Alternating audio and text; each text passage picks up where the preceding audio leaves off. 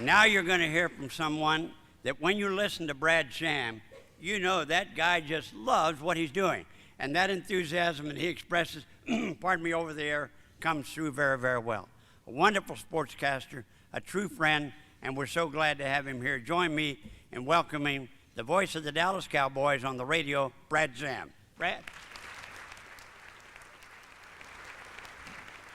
Thank you.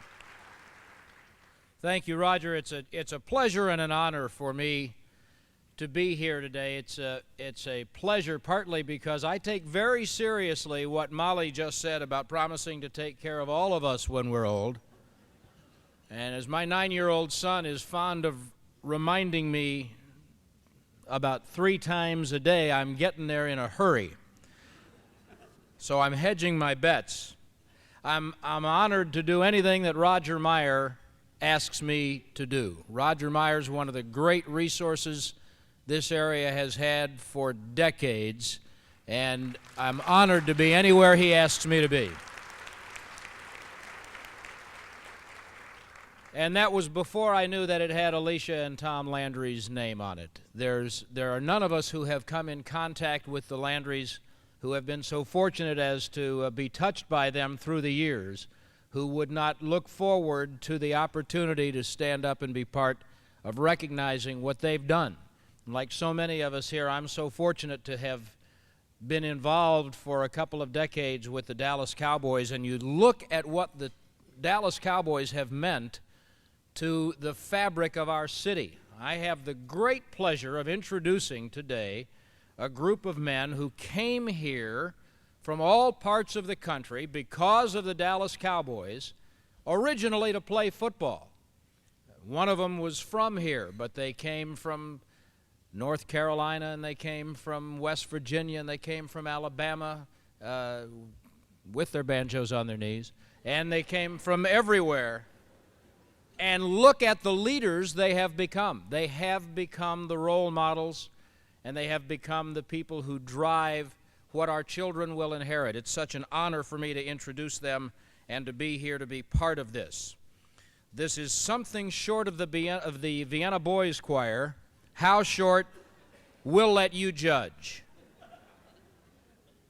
And perhaps Mr. and Mrs. Landry should keep in mind that what's about to happen was chosen ostensibly to honor you. You may want to decide how much of an honor that is when we're all done here.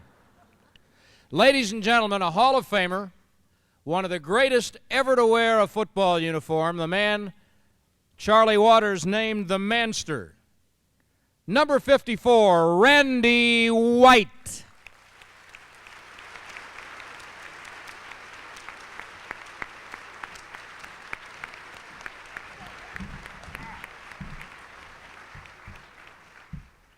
One of the most courageous, not yet. Excuse me just a minute. Randy. Come here. This is the part where I introduce everybody. Remember, and you're the youngest one, so you stand, attaboy. Ladies and gentlemen, Randy White.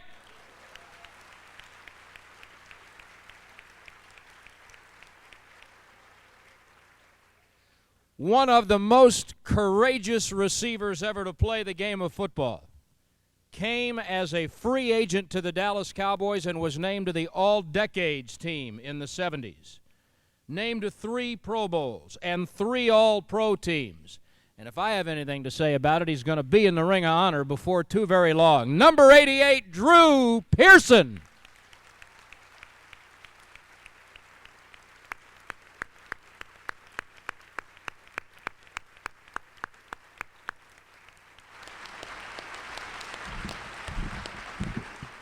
Here is one of the men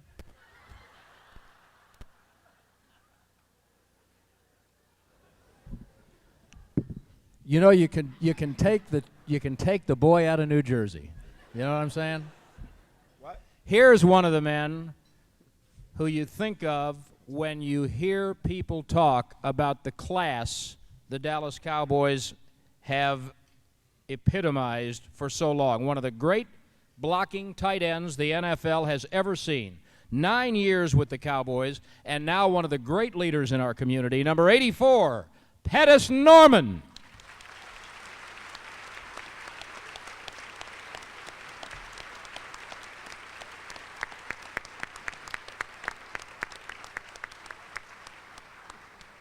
Now here's the man from whom Randy White stole his number, and you couldn't steal from a better one. The only player from a losing team in the Super Bowl ever to be named that game's most valuable player. 6 times in the Pro Bowl, a member of the Ring of Honor, number 54, the original number 54, Chuck Howley.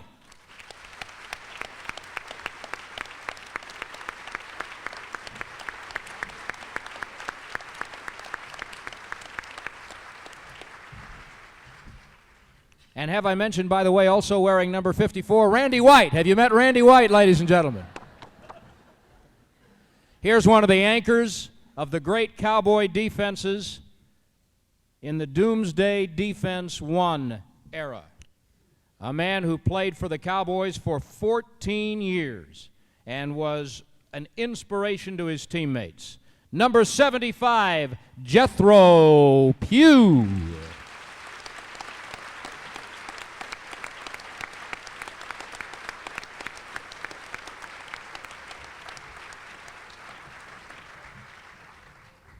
Here's the best middle linebacker the Cowboys have ever had, a first-round draft choice in 1963, a member of the Ring of Honor, twice an All-Pro, 5 times in the Pro Bowl, number 55, Leroy Jordan.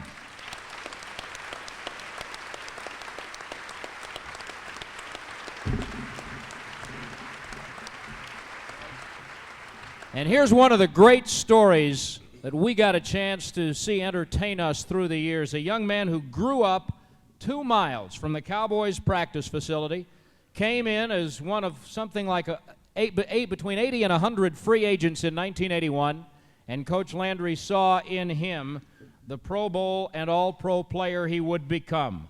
From Grambling and a hometown boy, number 24, Everson Walls.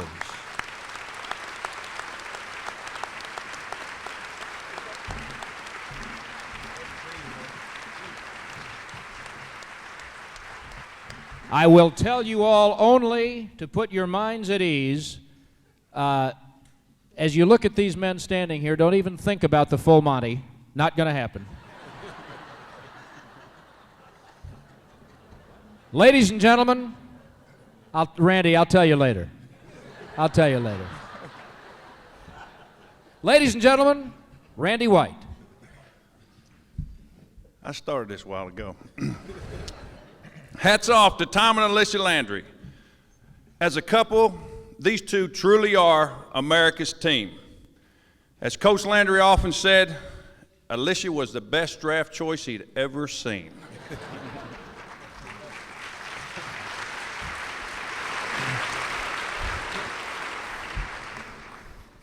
Hats off to Tom and Elisa Landry. Coach Landry's 270 victories are quite impressive and hard to match. But the one I'll always remember is Minnesota and the Hail Mary catch.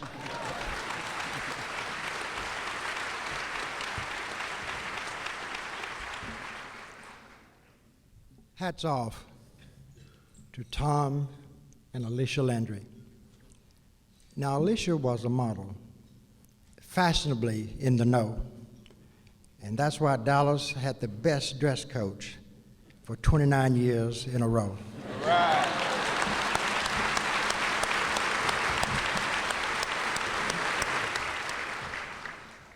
Hats off to Tom and Elisa Landry.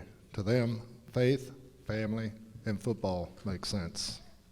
But that didn't keep Leroy, Jethro, and myself from knocking down guys on that Doomsday defense.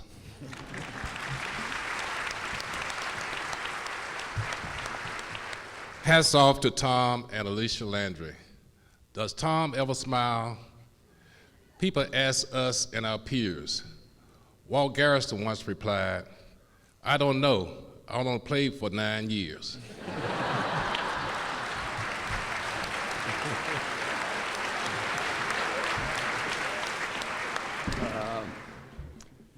Hats off to Tom and Elisa Landry. In Bear Bryant and Tom Landry, I worked for two of the best. And the Landrys are as important to Dallas as Neiman's, the State Fair, and all the rest.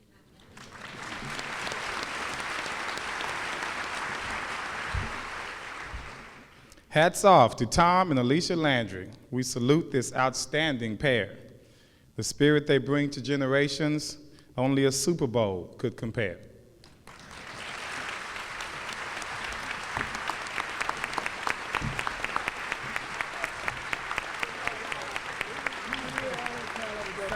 And ladies and gentlemen, hats off to Everson Walls, Leroy Jordan, Jethro Pugh, Chuck Howley, Pettis Norman, Drew Pearson, and Randy White.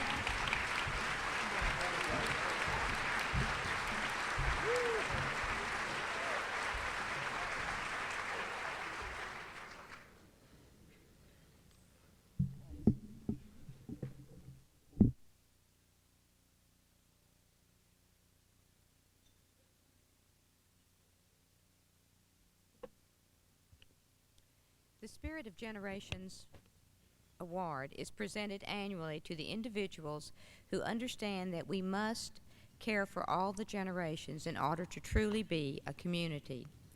The award is presented to those who, through their thoughts, words, and deeds, have contributed to the well-being of all generations of the Dallas community. Our next guest is considered by most critics and fans alike to be the premier play-by-play man for the network coverage of the National Football League. He has been announcing since 1962, and his partnership with analyst John Madden began in 1981, making this their 18th season together.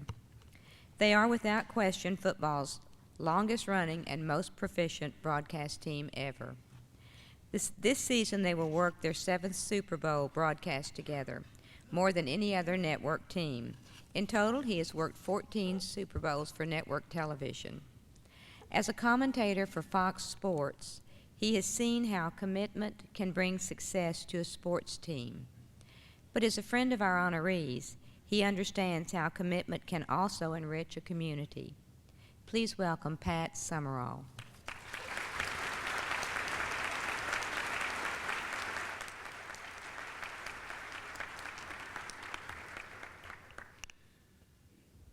I long remember, thank you, Barbara, I long remember how great it was to have been in the booth during the early years of my broadcasting career and talked about Chuck Howley and Randy White and Drew Pearson and all the other dignitaries that were introduced. It was an honor. And to see the kind of spirit that was possessed by the Dallas Cowboys, led by Tom Landry at that time, it was a model for everybody in the NFL. And to go back just a little bit further, before any of those people were playing for the man with the hat, I was playing for the man with the hat in New York. So I've known Tom for some 40 years now, and they've been 40 great years. I take my hat off as well. To many people, Alicia and Tom Landry are still synonymous with the Dallas Cowboys. But the coach and his wife, while dedicated to victory, are also very dedicated to improving the lives of generations of Texans. Early on, the man with the hat was the man with the helmet. He was born and raised in Mission, Texas, left home on a football scholarship, headed for the University of Texas. At the age of 18, after one semester, he found himself flying 30 missions over Europe for the Air Force during World War II. Returning to the university after the war, became a star player, team co-captain, Sugar Bowl and Orange Bowl champion. Alicia Landry was born in Georgia, moved to Dallas when she was 4 years old. Alicia modeled in high school, even appearing in 17 magazine. She gave up this potentially lucrative profession to go to UT, where she majored in child psychology. Before school started, during sorority rush, she was set up a blind date with a tall, longhorn fullback with one black eye. As has been said, Elisa has often been called by Tom the best draft pick he ever made, and she says it was a no-cut contract. After graduation, Tom took his brand new bride to New York, where he played professional football, became a player coach, and then a defensive coach for the New York Giants. That's where our friendship began. In 1960, he became the first coach of a new football franchise in Texas. He and Elisa throughout this world would be thought this would be, I beg your pardon, that would be a temporary delay before he settled down to business and a business career here in Texas. Needless to say, things didn't quite work out that way. His tenure, nearly 3 decades with the Cowboys, has resulted in, as you no doubt know, numerous awards and honors, such as induction into the Pro Football Hall of Fame, the Cowboys Ring of Honor, and Tom Landry Stadium at Mission High School. Tom is such a living legend and part of pop culture that the television show, a Fox show, by the way, King of the Hill's fictional town of Arlen, Texas, is the home of Tom Landry Middle School.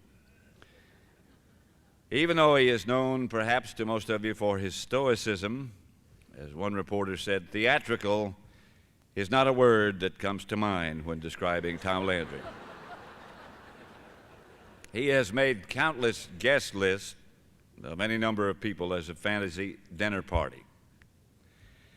Tom Landry built quite a reputation as the coach of America's team. It's been said through coaching the Dallas Cowboys that he has done more than any other man to secure a place for Dallas on the modern map.